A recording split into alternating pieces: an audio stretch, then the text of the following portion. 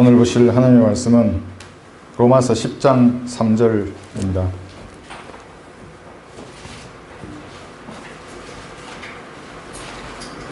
로마서 10장 3절 말씀입니다.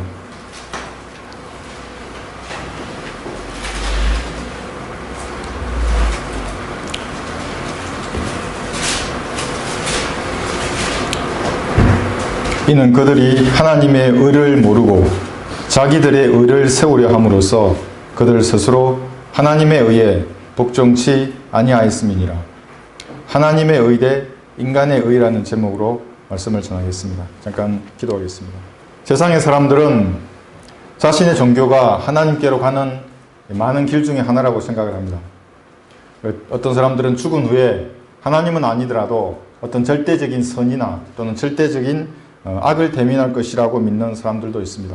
그 중에는 우주가 곧 신이라고 믿는 사람들도 있습니다. 그래서 나무도 신이고 돌도 신이고 눈에 보이는 것들이 다 신이기 때문에 인간도 언젠가는 신이 된다 이렇게 믿는 범신론자들이 있습니다. 이 사람들은 옳고 그름을 분별하고 옳은 것을 택하고 이제 그런 것을 거부하는 것이 아니라 그냥 응과 양의 조화에 관심을 두는 그런 사람들입니다.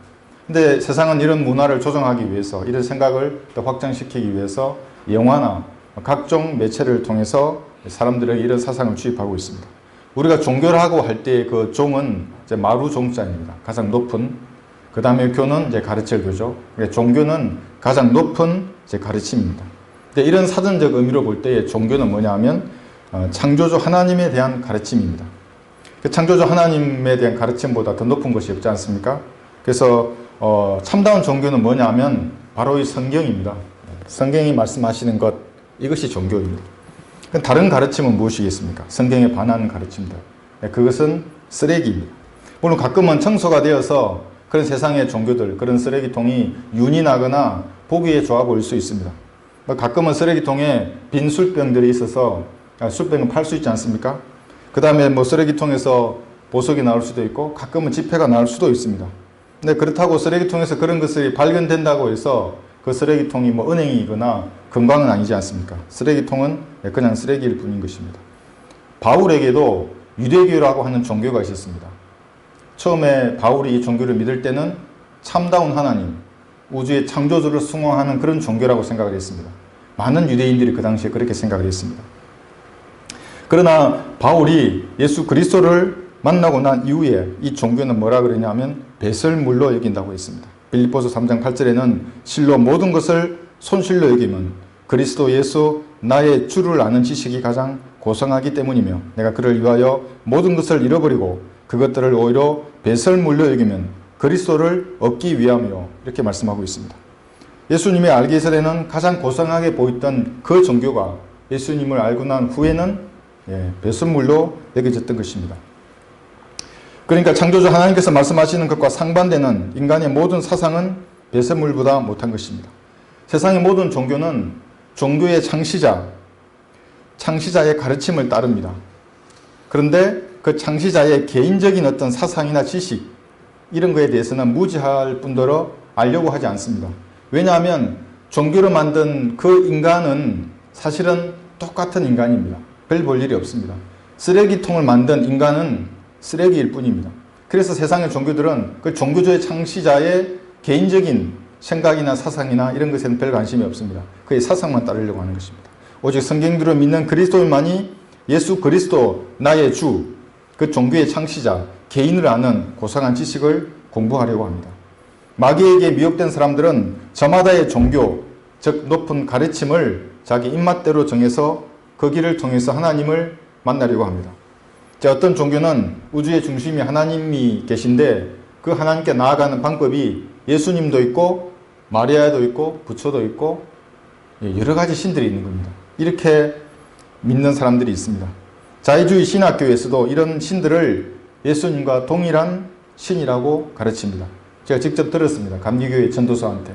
자유주의 신학을 공부한 사람인데 염라대왕을 통해서도 하나님께 갈 수 있고 예수님을 통해서 하나님께 갈 수 있다고 얘기했습니다. 영적으로는 미친 사람들입니다. 성경적으로는 이 사람들이 마귀 들린 사람입니다.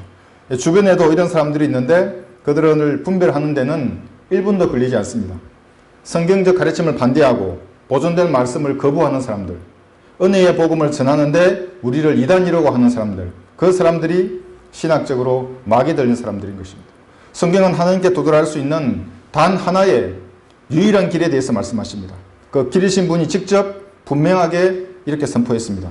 요한복음 14장 6절에서 예수께서 그들에게 말씀하시기를 나는 길이요 진리요 생명이라 나로 말미암지 않고는 아버지께 올 사람이 아무도 없느니라. 이러한 말씀은 세상의 어떤 종교 지도자도 창시자도 한 적이 없는 위대한 말씀입니다. 이런 말씀을 했다고 하면 사람들은 이제 세 가지로 봅니다. 예수님이 사기꾼이거나 자기가 길이고 진리고 생명이 아닌 줄 알면서도 사기를 치려고 이익을 구하기 위해서 거짓말을 하는 사기꾼이거나 아니면 자기도 속고 있는 정신병자이거나 아니면 진짜 길이요 진리요 생명이거나 세 가지밖에 없습니다. 저는 3번에 올인했습니다. 여러분은 몇 번에 거셨습니까? 저와 함께 예수님이 진짜 길이요 진리요 생명이라는 것에 거셨다고 생각합니다.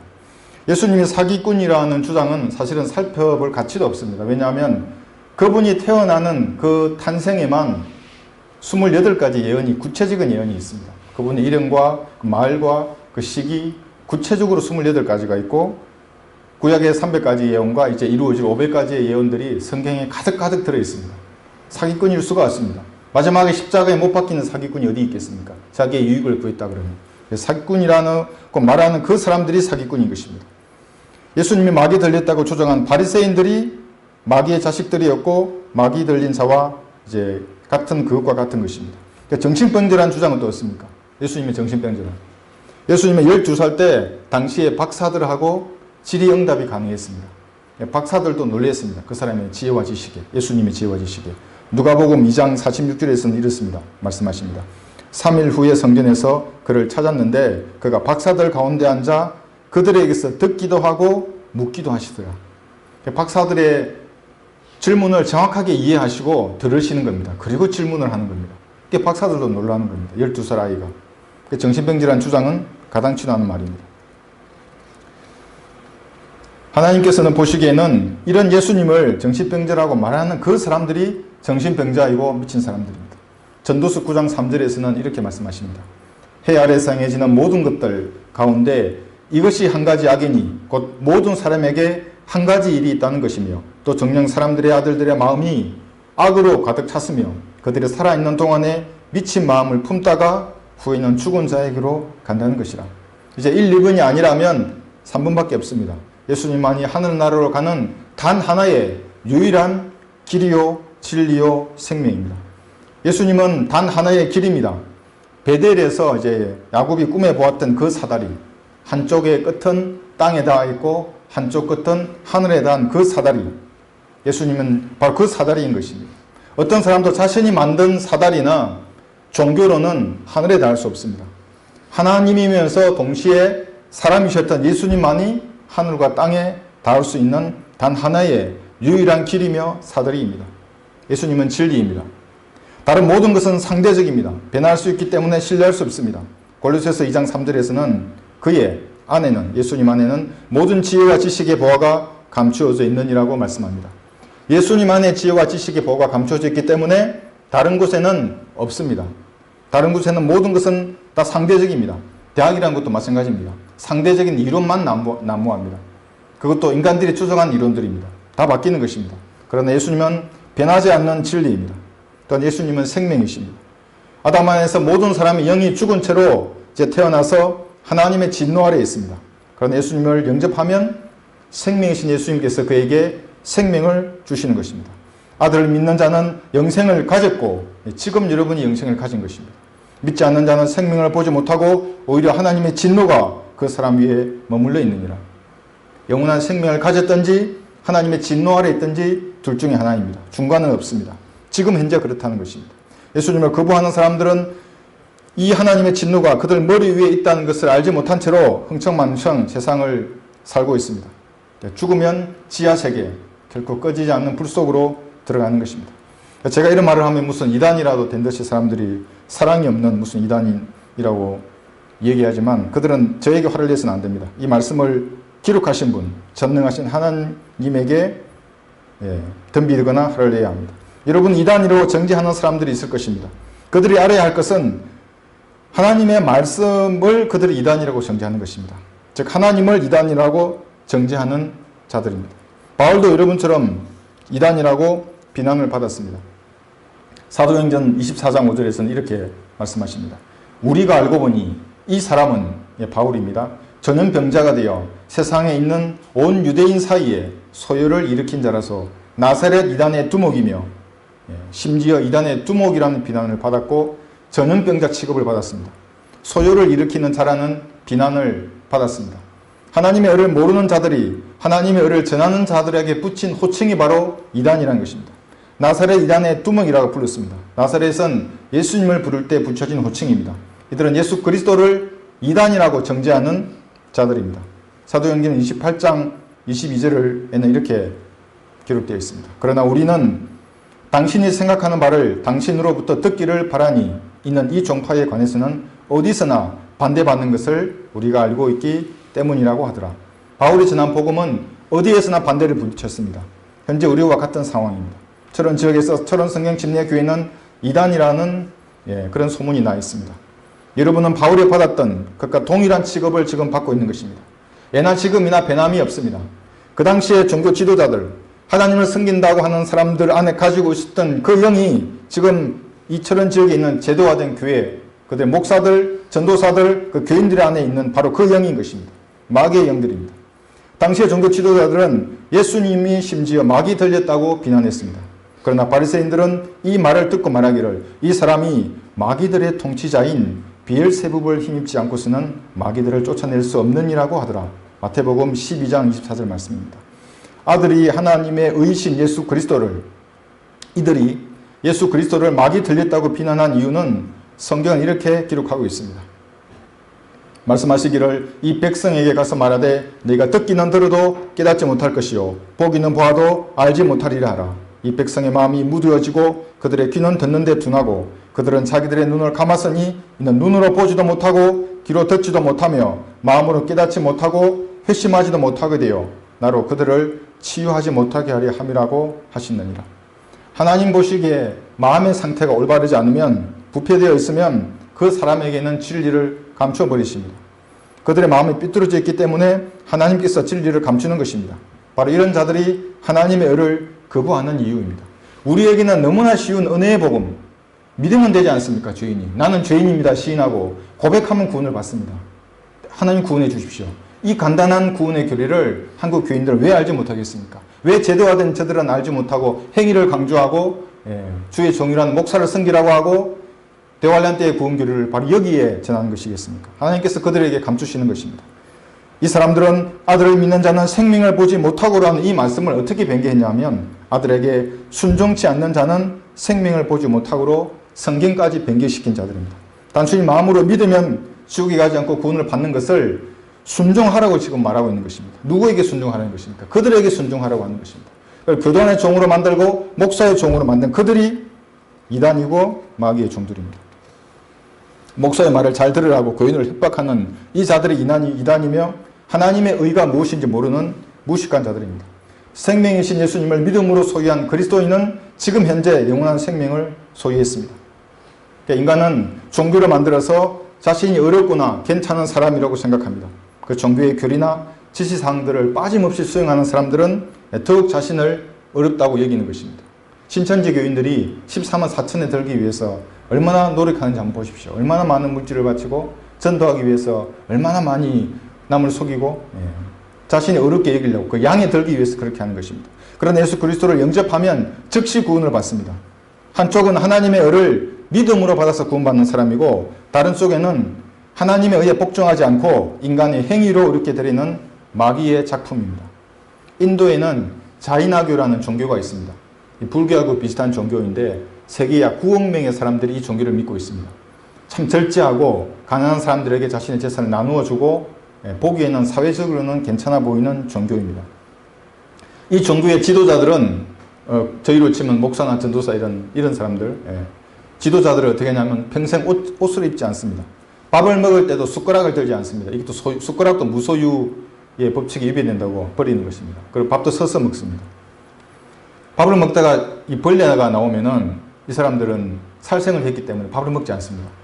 이 사람들은 평생 걷는 것을 수행으로 여기기 때문에 종일 걷습니다. 그래 걷다가 한 끼 먹고 식사를 해야 되는데 자기 그 채식으로 이제 그 신도들이 밥을 해주는데 벌레가 하나 나오면은 그렇게 힘든데도 밥도 먹지 않고 물도 마시지 않습니다. 탈진하면서까지 자기의 그 교리를 지키려고 하는 것입니다. 그렇게 돼야 열반에 들어간다고 그 사람들은 이제 믿고 있는 것입니다. 이들의 목표는 해탈인데 나이가 조금 들게 되면 어떻게 되냐면 이 사람들의 목표는 뭐냐면 굶어서 죽는 것이 이 사람들의 목표입니다. 그래서 가만히 앉아서 미이라처럼 말라서 죽으면 그들은 열반이라고 하는 천국에 들어간다고 생각하고 있습니다. 이 사람이 그래서 앉아서 미이라가 되고 나면 사람들은 그 미이라를 의자 위에 앉혀서 거리에 나와서 숭배합니다. 그 사람을. 바로 이런 것이 인간의 의를 내세우는 종교의 대표적인 모습입니다. 고행과 인내, 금욕, 남에게 드러내 보이는 절제된 이런 모습들, 끝없는 계명과 행위들이 차려진 바로 그 제단이 인간의 의를 내세우는 카인의 제단입니다. 카인은 지금부터 3400년 전에 기록된 창세기 4장에 등장합니다. 믿음으로 구원받지 않고 자신의 행위로 구원받으려는 하나님의 의에 복종하지 않는 그 종교의 창시자가 카인입니다. 창세기를 우화라고 생각하는 사람은 아무런 교훈을 얻지 못합니다. 그러나 우리는 모든 성경을 통해서 교리와 책망과 바로잡음과 의로 훈육하기에 유익한 것을 우리는 얻습니다. 창세기 4장 3절에서 5절을 잠깐 보겠습니다. 창세기 4장 3절에서 5절입니다.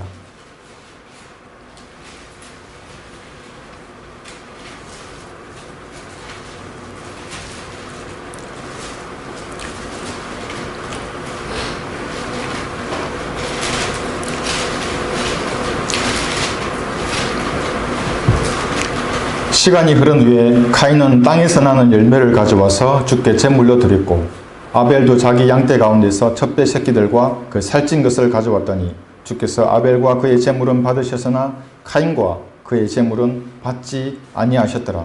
그러므로 카인이 몹시 격노하고 안색이 변하더라. 지금 읽은 이 세 구절은 구원과 종교는 완전히 다르다는 것을 말씀하고 있습니다. 인간이 만든 종교는 인간을 포장하는 포장지에 불과합니다. 그런데 하나님의 의는 피를 믿는 믿음이 포함됩니다. 카인의 종교와 아벨의 종교가 이제 여기서 시작되는 것입니다. 멸망으로 향하는 사람들, 넓은 길로 가는 그 사람들은 자신이 땀 흘려 일한 이 결과물이 쌓여있는 카인의 제단 앞으로 가기를 좋아합니다. 그러나 생명으로 가는 그 좁은 길, 이 사람들은 어린 양의 피가 뿌려져 있는 아벨의 제단 앞으로 가려고 합니다. 카인은 아벨을 제치고 먼저 제단에 도착할 정도로 종교적인 열성이 있었습니다. 자신의 노력과 행위로 장만한 제물을 보고 그 사람은 기뻐했습니다. 땀이 서린 제물, 이 제단을 가득 채웠던 이 제물로 인하여 카인은 만족해했습니다. 하나님께 대한 열성으로 이 사람은 가득 채웠습니다. 카인은 여러분과 저보다 더 종교적이었고 하나님에 대한 열성이 있었습니다. 하나님께 드리고자 했습니다. 자기 자신을 드리는 것입니다.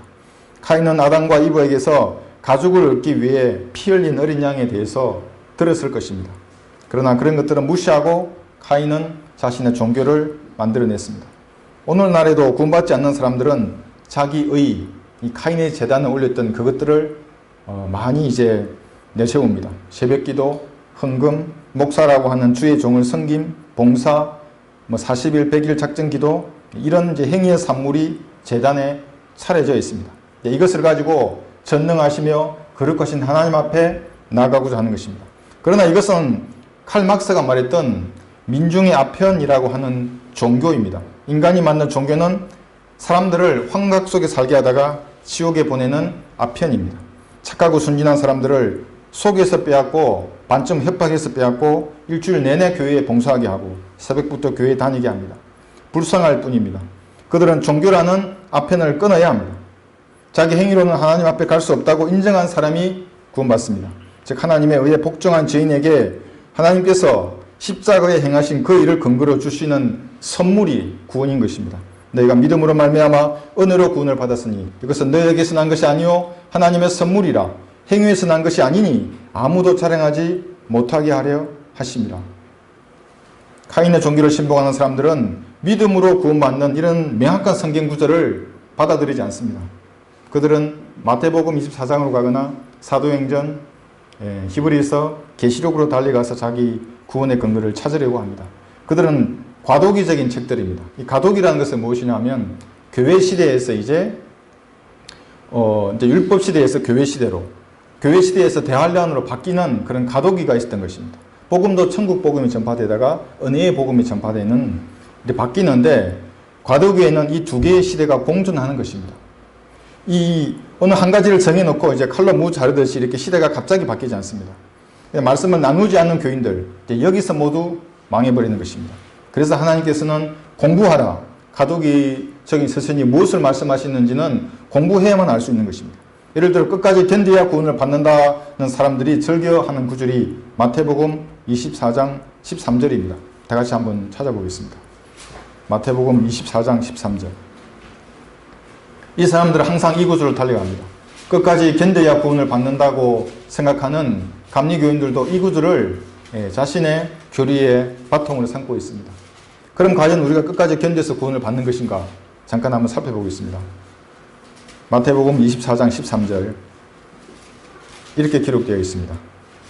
그러나 끝까지 견디는 자는 구원을 받으리라. 이 구절만 보면 카인이 승리한 것 같습니다. 아, 봐봐. 끝까지 견뎌야 구원을 받지 않는가? 말씀이 이렇게 되어 있는데 왜 너희들은 믿음으로 즉시 구원받는다고 그래? 너희가 이단이야. 이제 이렇게 사람들은 단정할 것입니다. 그러나 여기서 말씀하시는 끝까지는 10절을 보시면 이렇게 되어 있습니다. 10절. 그때라고 되어 있습니다. 그때. 10절에. 14절에는 뭐라 그러냐면 왕국 복음입니다. 은혜의 복음이 아닙니다. 지금 우리 끝까지 견디는 것이 그때 왕국 복음. 16절에도 그때라고 되어 있습니다. 그때. 21절에도 그때입니다. 그때가 뭐냐면 대환란입니다. 23절에도 그때. 29절에는 그날들 이렇게 되어 있습니다. 그러니까 여기서 말하는 끝까지 견디는 것은 어떤 사람의 생에 끝까지 견디는 것이 아니라 대환란 기간을 끝까지 견뎌야만이 구원을 받는 것입니다. 우리가 아니고 대환란에 남겨진 사람들이. 이렇게 명확한 성경 구절을 이 사람들은 한 구절만 가지고 자신의 교리를 만드는 것입니다. 대환란 때에는 믿음에 대해서 행위가 구원의 필수적인 요소가 되는 시대입니다. 이 구절 교회 시대 위에 적용하는 감리 교도들은 시대 구분을 하지 못하고 있는 것입니다. 항상 무식한 사람들이 용감한 법인 겁니다. 성경에는 공부하라고 하는 구절이 딱 두 번 나옵니다. 첫 번째는 전도서 12장 12절에 있는데 이 세상 공부에 대한 말씀입니다. 세상 공부. 내 아들아 이것들로 더욱 각성하라. 많은 책을 만드는 것은 끝이 없고 많은 공부는 몸을 피곤케 하느니라. 세상 공부는 몸을 피곤케 합니다. 그런데 또 성경에는 성경을 공부하라고 하는 명령도 있습니다. 디모데후서 2장 15절에서는 내가 진리의 말씀을 올바로 나누어 자신이 하나님 앞에 부끄럽지 않는 일꾼으로 인정받도록 공부하라. 말씀을 공부하면 좌절하지도 않습니다. 실패하지도 않고 거짓 종교라는 아편에 속아서 세상의 환상 속에 살다가 지옥에 가지 않습니다. 명확하게 공부하면 결코 마귀의 종들에게 속지 않습니다. 성경을 공부하면 진리가 주는 자유함 속에 살게 됩니다. 그런데 개역 성경에는 이 공부라는 단어가 삭제되어 있습니다. 올바로 나누라는 말씀도 없습니다. 그들은 나누라는 것이 자기 교인들끼리 사랑을 나누어라 이렇게 말합니다. 그러나 성경은 그렇게 하지 않습니다. 시대별로 올바로 나누어라고 말씀하고 있습니다. 이렇게 쉬운 교리를 행위와 섞고 또 현명한 다섯 처녀같이 기름을 준비해야 된다고 말합니다. 이건 엊그제 제가 어떤 페이스북으로 어떤 사람이 저한테 얘기했습니다. 기름을 준비해야 된다고. 참 시간도 없는데 제가 짧고 간략하게 말씀하고 끝냈는데 교회 시대에 우리는 한 순결한 처녀입니다. 다섯 처녀들이 아닙니다. 우리는 그리스도와 정원한 한 순결한 처녀. 고린도후서 11장 2절에서 말씀하십니다. 예수님의 몸의 일부이기 때문에 우리는 구원을 잃어버리지 않습니다. 그러나 마태복음 25장의 처녀들은 신랑과 결혼하는 신부가 아니라 신랑을 맞으러 나가는 처녀들입니다. 다르지요, 우리하고. 이들은 대환란 때 계명을 지키지 않으면 구원을 잃어버리는 사람들입니다. 교회 시대의 우리하고는 다른 것입니다. 그래서 성경을 공부하지 않으면 종교라는 아편 때문에 이 세상에서도 고생만 하다가 죽어서 지옥에 가는 것입니다. 창세기 4장 4절 다시 한번 보면 주께서 아벨과 그의 제물은 받으셨으나 카인과 그의 제물은 받지 아니하셨더라. 이제 카인은 이제 제단 앞에 엎드려 있습니다. 멋진 옷을 차려입고 이제 머리에 기름을 바르고 손을 들고서 하나님 앞에 자신이 땀 흘려 일한 이 풍성한 열매들로 가득 찬 제단을 이제 흡족해 하면서 받아달라고 이렇게 기도를 했을 것입니다. 여러분, 사제들이 서품을 받을 때 의식을 한번 보셨습니까? 흰색 천이 깔려져 있는 바닥에 십자가 형태로 엎드려서 바닥에 엎드려 있습니다. 앞에는 추기경이 있습니다. 이렇게. 그러니까 이 온몸을 바닥에 대고 엎드려 이제 경배를 하는 겁니다. 추기경이 마치 하나님처럼 보입니다. 이들의 종교의 이게 실상인 것입니다. 사람을 숭배하는 것입니다. 겉으로 보기에는 참 경건하고 웅장하고 이렇게 보일지라도 결국 인간을 하나님처럼 섬기는 자들입니다. 교황도 마찬가지입니다. 어떨 때는 교황이 하나님처럼 숭배를 받는 것입니다. 개신교회는 조금 덜한가? 그렇지 않습니다. 그 자리에 목사가 자리에 앉아 있는 것입니다. 목사의 말을 하나님의 말씀처럼 따르는 자들입니다. 이제 가인은 자신이 준비한 그 예물을 제단 앞에 이제 드리면서 기도를 이제 시작을 합니다. 주님, 제가 키운 이 포도를 한번 보십시오. 제가 지은 이 농산물을 한번 보십시오. 땀 흘려 일한 이것들을 보십시오. 잡초도 뽑고 벌레도 쫓으면서 아주 열심히 수확을 했습니다. 저를 축복해 주십시오. 그러나 주님은 잠잠하셨습니다. 가인의 제물과 카인은 하나님 앞에 받아들여지지 않았습니다. 자신이 만든 이 종교적인 열성으로는 하나님께 결코 도달할 수 없습니다. 주님은 응답하지 않았습니다. 하나님이 없는 자리에는 항상 그 하나님과 비슷한 대체물이 등장합니다. 이 세상을 장악한 빛의 천사가 하나님의 자리를 깨차고 그를 미혹합니다. 그에게는 빛의 천사가 하나님처럼 보이는 것입니다. 저희들을 이단이라고 정죄하는 그 자들이 믿는 하나님도 빛의 천사입니다. 물론 그들이 보기엔 하나님이죠. 그러나 성경대로 말씀하면 빛의 천사입니다. 하나님을 떠난 사람들도 마찬가지입니다. 자기가 원하는 대로 삶을 살면 자유롭고 뭔가 대단한 즐거움이 있을 것 같습니다. 그러나 실상은 하나님을 떠난 자리에는 마귀가 있습니다.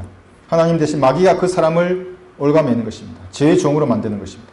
생명을 떠난 자들에게는 파괴자가 뒤따라옵니다. 즉 그리스도의 다른 이름은 멸망시키는 자입니다. 목자이신 예수 그리스도를 떠난 자들에게는 도둑이요 강도인 즉 그리스도의 영이 그들을 덮치는 것입니다. 사탄은 처음부터 살인자요 거짓말쟁이에 있습니다. 사람들은 이 사실을 잘 모릅니다. 하나님을 떠나면 자기 뜻대로 자유롭게 살 것이라고 생각합니다. 교회를 떠난 사람들이 자기들끼리 모여서 교회를 만들었습니다.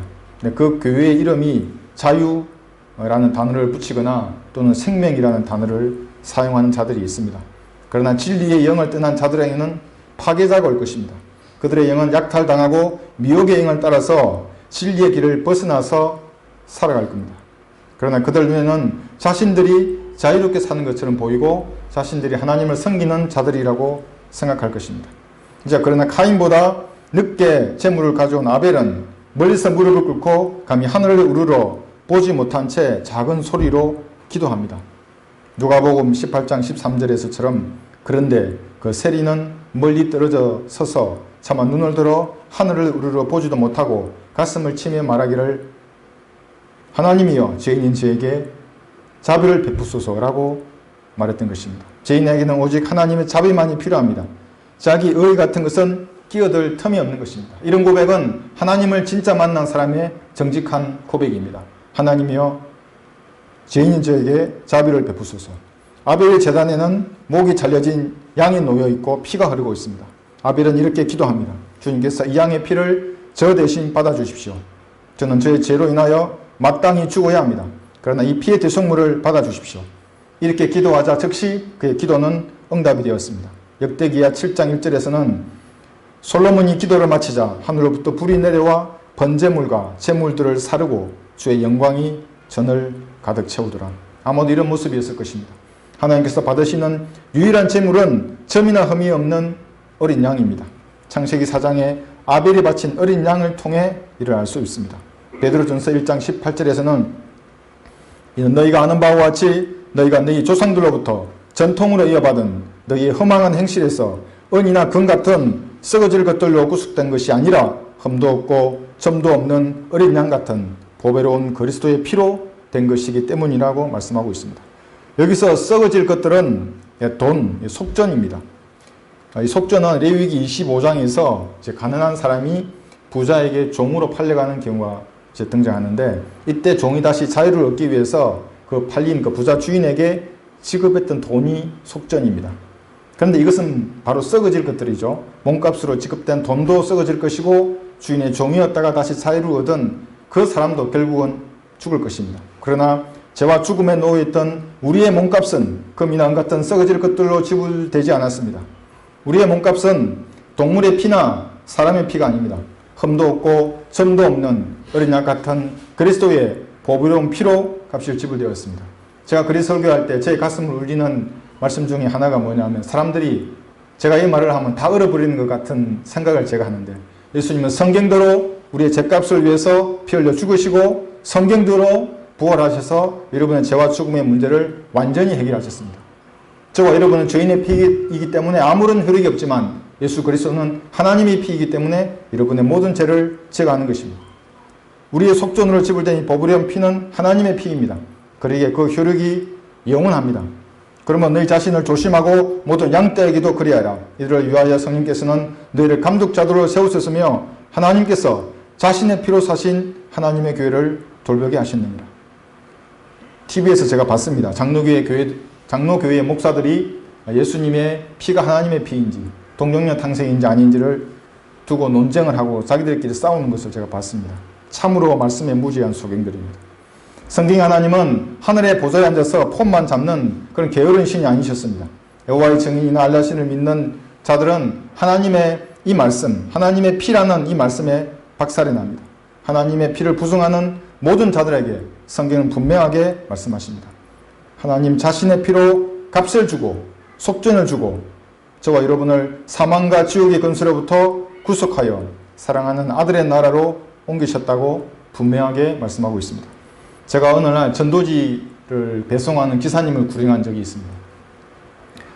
전도지 양이 좀 많았습니다. 거의 한 15만 장 정도 되는 전도지인데 이제 차에 앉아서 몇 가지 제가 질문을 했습니다. 이분이 어릴 때부터 교회를 다녔던 분입니다. 장로교회. 복음을 이제 전하는데 계속 질문을 하시는 겁니다. 원래는 복음을 다 전하고 이제 질문을 답변을 해야 되는데 너무나 간절한 질문이기 때문에 중간중간 답을 해드렸습니다. 마지막에 이제 영접하시겠냐고 하니까 이분이 예성론에 대해서 역시나 이제 질문을 하시는 겁니다. 그래서 이렇게 말했습니다. 기사님이 저기 차를 타고 오실 때 좌회전, 우회전 그 누가 지시해서 했습니까? 누가 결정했습니까? 자기가 했다는 거예요. 맞습니다. 예수님을 영접하는 것도 기사님이 하시는 겁니다. 믿으면 구원을 받습니다. 그래서 자기 어떻게 그럼 믿으면 되느냐? 끝나고 같이 기도하면 된다고. 그래서 거의 한 20분 정도 복음을 전하고 차에서 이제 이 사람 영접 기도를 했습니다. 그래서 제가 이제 질문을 다시 드렸습니다. 기사님 지금 운전하고 이제 쭉 가실 텐데 만약에 차 사고가 나서 돌아가시면 물론 그런 일이 있으면 안 되겠지만 돌아가시면 어디에 가냐고. 아주 진지해지시는 겁니다. 그래서 하늘나라 간다는 겁니다. 아 그러시냐고. 왜 하늘나라 가냐고. 뭘 잘하셨길래. 멸망으로 인도하는 넓고 그 길이 광대하여 많은 사람이 지옥으로 갈 텐데 기사님 뭐 잘하셨다고 하늘나라 가시냐니까. 기사님 뭐라고 하시는지 아십니까? 그 피. 아까 선생님이 말씀하셨잖아요. 그 피가 내 죄를 용서했다고. 그래서 제가 100점이라고. 아멘. 100점이라고. 그 피가 죄에서 용서하는 겁니다. 한 가지 예를 더 들어보겠습니다. 군대에서는 안구호가 있습니다. 패스워드. 이 안구호가 뭐냐면 이제 전방 지역에 올라가면 피아를 식별하기 위해서 안구호가 맞으면 이제 통과시켜줍니다. 맞지 않으면 사살합니다. 최전방에서는. 이렇게 이제 피해를 식별하는 그런 구호인데 하늘나라에도 패스워드 안구호가 있습니다. 그러니까 누군가가 이제 육신의 장막을 벗고 하늘나라에 갔습니다. 이렇게 문을 두드렸습니다. 그럼 누구냐 하고 물어볼 것입니다. 그래서 이 사람이 저는 그 무슨 교회의 근사입니다. 그럼 당장 이렇게 말하겠죠. 근사? 성경에 근사가 어디 있어? 그러면 이제 뭐 전 새벽 기도를 하고 11조를 하고 열심히 섬기고 뭐 그런 얘기들 하겠죠. 그러나 그건 패스워드가 아닙니다. 분명히 주님은 저자를 지옥으로 던지라고 말씀하실 겁니다. 또 누군가 노크를 합니다. 이제 누구냐 물어보니까 저는 그 근사의 목사입니다. 예수님 또 묻죠. 패스워드가 아닙니다. 목사라는 것은. 그럼 뭐 자기가 목회를 하고 뭐 몇십 년을 목회를 하고 뭐 자기 했던 그런 것들을 뭐 신학원, 대학원을 졸업하고 학위를 뭐 이렇게 얘기하고 하겠죠. 그러나 그렇지 않습니다. 주님은 저자를 지옥으로 던지라고 할 것입니다. 수많은 사람들, 뭐 신부들, 수녀들, 중들, 장군들, 의사들, 박사들, 회장들, 국회의원, 대통령, 인간이 보기에 선하고 대단했던 그 모든 자들은 지옥에 던져질 것입니다. 그때 내가 그들에게 분명히 말하되 나는 너희를 전혀 알지 못하니 너희 불법을 행하는 자들아 너희에게서 떠나가라고 주님께서 말씀하실 겁니다. 이제 또 누군가가 문을 두드립니다. 누구냐? 양보를 대라. 네, 저는 비참한 죄인입니다. 그러나 저의 죄는 예수님의 피로 모두 씻겠습니다. 저는 그 사실을 마음으로 믿은 그리스도인입니다. 그럼 주님께서는 들어와서 내 주인의 기쁨에 동참하라고 말씀하실 것입니다. 아벨의 제단에 뿌려진 그 양의 피는 출애굽기 12장에서도 등장합니다. 출애굽기 12장 13절에서는 내가 이집트 땅을 칠 때에 그 피는, 그 피입니다. 피는 너희가 있는 집들 위에서, 아니고 위에서 너희를 위한 표가 되리니 내가 그 피를 보면 너희를 지나칠 것이며 그 재앙이 너희 위에 내려 너희를 멸하지 아니하리라. 내가 그 피를 보면 살고 피가 없으면 죽는 것입니다. 피가 있는 집들 안에 어떤 사람이 있는지 상관없습니다. 멸망시키는 자는 피를 보면 그 집을 건너뛰지만, 이렇게 유월하지만 피가 없으면 그 집에 들어가 죽이는 것입니다. 유월절은 영어로 패스오버인데 건너뛴다는 것입니다. 피를 보면 멸망시키는 자가 그 집을 건너가는 것입니다. 이 피는 집들 위에 표시되는 겁니다. 집들 안에 어떤 죄인이 있든지 상관없습니다. 집의 크기나 상태, 그 안에 누가 있는지 전혀 상관이 없습니다. 핵심은 집 문 인방과 양쪽 기둥에 피가 칠해져 있느냐 아니냐 이것입니다. 그 안에 누가 있든지 무엇을 하든지 어떤 인격의 소유자인지 과거의 이력이 무엇인지 현재 상태는 어떤지 자기 자유로 들어온 것인지 아니면 억지로 끌려가 있는지 와서 딴 생각을 하고 있는지 그 안에서 무슨 짓을 하고 있는지 전혀 상관이 없습니다. 구원의 조건은 딱 하나입니다. 그 집에 어린 양의 피가 묻혀져 있느냐 그렇지 않느냐입니다. 구원받은 사람들도 천차만별입니다. 구원받은 후에도 가지각색입니다. 헌신해서 하나님의 온전하신 뜻 가운데 사는 사람도 있습니다. 하나님께 영광을 돌리는 삶을 사는 것입니다. 선하신 뜻을 찾아 죄짓지 않고 사는 사람도 있습니다. 기뻐하시는 뜻을 찾아 구령하고 말씀을 전하며 살기도 합니다. 육신으로 돌아가서 자기 마음대로 마음대로 사는 그런 구원받은 자들도 있습니다. 심지어는 교회를 대적하고 나간 그런 자들도 있습니다.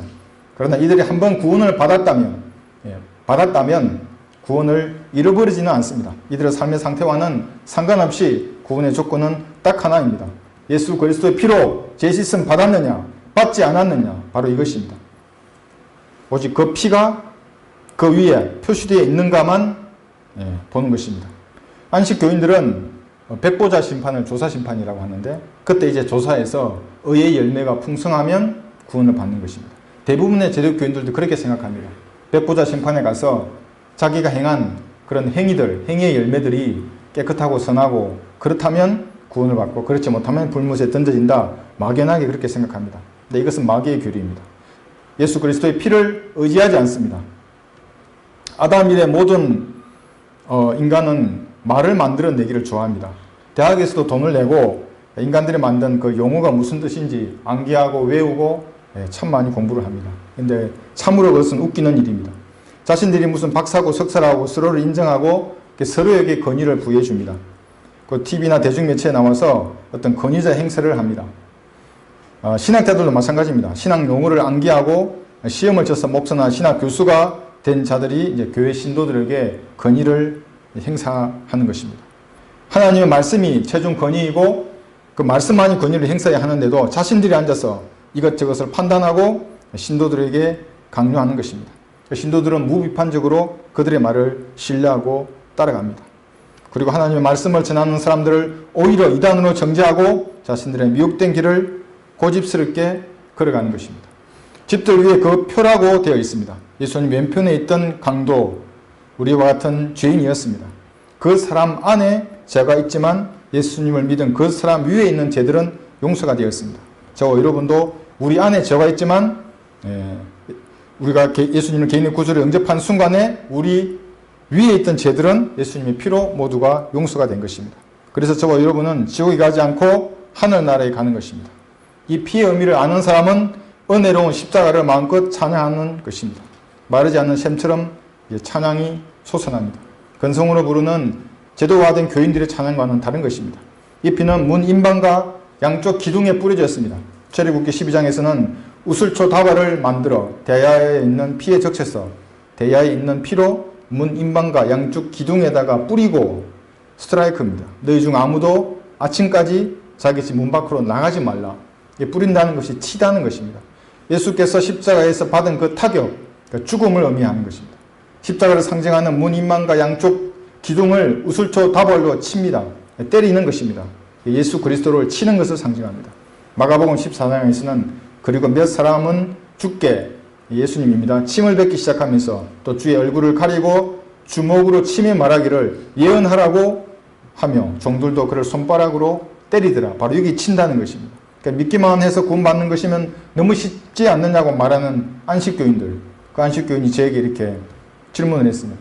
이 전형적인 카인의 후예가 하는 질문입니다.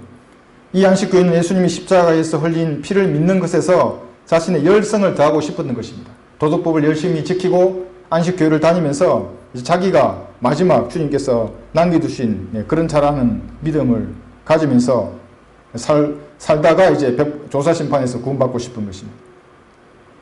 이 카인의 후예들은 늘 이렇게 잘 차려진 땅과 눈물과 헌신의 산물로 나온 제단으로 하나님 앞에 나가고 싶어 하는 것입니다. 그러나 구원에 필요한 모든 행위는 예수님께서 다 하셨다는 것을 이해하지 못합니다. 우리의 구원의 근거가 되는 예수님의 죽으심, 상하심, 이것을 그들은 알지 못하는 것입니다. 군대에 장군이 이등병을 위해서 대신 뺨을 맞고 침뱉음을 당하고 대신 죽을 수 있겠습니까? 그런 장군은 없을 것입니다. 하물며 만왕의 왕이시며 우주의 창조주께서 벌레와 같은 인간을 위해 조롱받고 수치와 고통을 당한 하나님의 그 행위에 대해서는 그들은 모르는 것입니다. 정말로 안다면 그 안식교인처럼 그렇게 반응하지 않을 것입니다. 정말로 안다면 그들이 우리를 이단이라고 정죄하지 못하고 하나님의 의에 무릎 꿇고 십자가의 앞에 복종할 것입니다. 인간을 구원하기 위해 하나님께서 행하신 그 수고와 눈물과 비참함과 상함을 아는 사람이라면 그 창조주의 그 열성 앞에 자신의 더러운 행위를 덜먹이며 그런 오만함을 결코 보이지 않을 것입니다. 그들이 어떠한 말로 변명한다고 해도 그들은 교만의 자식들입니다. 하나님의 의를 더러운 배설물 취급하면서 인간의 의를 더 사랑하는 교만한 자들입니다.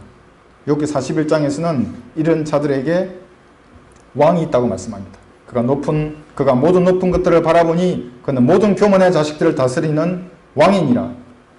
이사야 53장에서는 그는 사람들에게 멸시받고 거부되었으며 슬픔의 사람이요 질구에 익숙한 사람이라. 우리가 그의 얼굴을 그로부터 숨긴 것 같이 그는 멸시받았고 우리는 그를 존중하지 아니하였도다. 실로 그가 우리의 질고를 지고 우리의 슬픔을 지었는데도 우리는 그가 형벌을 받아 하나님께 맞으며 고난당한 줄로 생각하였도다. 물을 만드신 예수님께서는 요한복음 4장에서 사마리아 여인에게 마실 물을 좀 달라 이렇게 말씀하셨습니다. 그러나 자신이 만든 물을 예수님은 마시지 못했습니다. 십자가에서도 목마르다고 하셨지만 물을 마시지 못했습니다. 창조주의 이 목마르다고 하는 두 번의 외침이 모두 인간에게서 외면당한 것입니다. 십자가에 매달린 예수님은 자신이 만든 태양열에 온몸이 말라가고 혀가 입천장에 달라붙는 갈증과 온몸으로 전해지는 그 불타는 고통, 우리의 구원에 묻어나 있는 것입니다. 거저 얻은 것이 아닙니다. 인간의 입장에서는 거저 얻은 것이지만 하나님의 입장에서는 값을 주고 사신 것입니다. 속전을 주고 사신 것입니다. 이러한 하나님의 노력을 무산시키고 자신의 의를 주장하는 자들은 저주받아 마땅한 자들입니다. 인간의 의는 겉보기에는 참으로 그럴듯해 보입니다. 그러나 실상을 안다면 사악한 죄인들입니다. 하나님의 의를 짓밟는 자들입니다. 하나님 대신 자신들의 의로 하늘나라를 찬탈하는 그런 자들입니다. 걸레 같은 자신들의 의를 하나님의 의하고 동일하다, 같다고 주장하는 자들입니다. 하나님과 겨루는 자들입니다. 이런 자들을 하나님께서 어떻게 그냥 봐주시겠습니까? 하나님 입장에서 이들은 불못도 아깝습니다. 하나님께서 이런 자들에게 분노하시는 것은 당연합니다. 인본주의자들은 결코 이해하지 못합니다. 이것이 하나님의 의입니다. 그들이 지옥에서 영원히 불타는 것은 참으로 당연한 일입니다. 요한복음 19장 28절에서는 이 일 후에 예수께서 이제 모든 일이 다 이루어진 것을 아시고 말씀하시기를 목마르다고 하시니 성경이 이루어지게 하려 합니다. 거기에 식초로 가득 찬 그릇이 놓여 있는데 그들이 식초를 해민에 적셔서 우슬초 가지에 끼워 주의 입에다 대니라. 그때 예수께서 그 식초를 받으시고 말씀하시기를 다 이루었다고 하시더니 고개를 떨구시고 숨을 거두시더라. 예수님이 물을 마시지 못한 것은 출애굽 당시 유월절 양으로 옆에 드셨기 때문입니다. 유월절 양은 지옥을 나타내기 때문에 물이 닿아서는 안 됩니다. 하나님의 진노의 불에 구워져야 합니다. 이처럼 예수님은 십자가의 불에 타는 고통과 목마름 속에서도 물을 마시지 않았습니다. 저와 여러분이 지은 죄에 대해서 율법은 죽음을 요구합니다. 예수님께서는 하나님 자신의 몸과 피로 그 요구를 들어주시고 하나님의 영광을 나타내셨습니다. 과거와 현재뿐만 아니라 미래에 지을 그 죄까지도 용서하셨기 때문에 다 이룬 것입니다. 의식법뿐만 아니라 모든 도덕법까지도 다 제거하셨습니다. 다 이루신 것입니다. 예수님이 바로 아벨의 제단에서 피 흘리셨던 그 어린 양이었습니다. 이분이 바로 하나님의 의이신 예수 그리스도입니다. 이 사실을 마음으로 믿으면 예수님의 완전한 의가 죄인들에게 전가되는 것입니다. 하나님의 완전함이 그 사람의 것이 됩니다. 그렇게 되면 하나님은 더 이상 여러분 안에 있는 죄를 보지 않으십니다. 예수님에게서 여러분에게 전개된 그 완벽한 의를 보고 여러분을 어렵다고 하시는 것입니다. 여러분을 예수님처럼 보시는 것입니다. 예수님을 영접하는 것은 이렇게 하나님의 의이신 예수님이 십자가에서 이루신 일을 믿고 예수님의 피로 자신의 죄를 씻는 것입니다. 복종하지 않고 자신의 행위나 종교, 사회적 업적이나 명성, 무슨 직분을 내세우는 모든 자들은 카인의 후예입니다. 하나님께서 거부하는 진노의 자녀들입니다. 결론을 맺겠습니다. 하나님께서 받아들여지지 않는 죄인은 모두 지옥으로 갈 것입니다. 인간이 임의로 만든 이런 종교들은, 무슨 사상들은 쓰레기이기 때문에 하나님께 나아가는 길을 제시할 수 없습니다. 오히려 잘못된 교리는 사람을 환각 속에 살게 하다가 지옥으로 보내는 종교라고 하는 아편일 뿐입니다. 그러나 이 성경은 다른 성경이 아니고 이 성경은 하나님께로 나아가는 단 하나의 유일한 길을 제시하고 있습니다. 세상에는 아벨의 제단을 통해서 하나님께 나아가는 사람들이 있고 카인의 제단을 통해서 하나님께 나아가는 사람들이 있습니다. 한쪽은 자신의 의를 포기하고 하나님의 의에 복종한 사람들입니다. 예수님의 피를 믿는 믿음을 통해서 하나님께 나아갑니다. 다른 쪽은 하나님의 의에 복종하지 않고 자기 행위와 의를 통해서 하나님께 나아가려고 합니다. 그런 자들이 믿음으로 구원받은 우리를 이단으로 정죄하는 것은 이건 어불성설입니다. 하나님께서 거룩하신 분이기 때문에 하나님처럼 완벽하지 않은 사람들은 지옥에 던질 수밖에 없습니다. 즉 하나님의 의를 소유하지 않은 사람은 지옥에 던져지는 것입니다. 사람들을 지옥에 가지 않게 하려고 하나님께서 이 땅에 육신으로 오셔서 십자가의 질구를 통해 하나님께 나아가는 새롭고 살아있는 길을 열어놓으셨습니다. 누구든지 자신이 죄인 이름을 시인하고 예수님을 구주로 영접하면 완벽한 예수님의 의가 그 사람의 것이 됩니다. 아주 간단합니다. 하나님, 저는 죄인입니다. 이 죄인을 예수님의 피로 구원해 주십시오. 이 한마디만 진심으로 하더라도 이 사람은 결코 지옥에 가지 않습니다. 오늘 자신의 구원을 한 번 더 점검해보고 사람들에게 아벨의 제단에서 피 흘려 죽으셨다가 부활하신 예수님을 전파하는 여러분이 되시기를 바랍니다. 하나님께서 어떠한 사랑을 우리에게 주셨는지 다시 한번 생각해보는 시간이 되기를 바랍니다.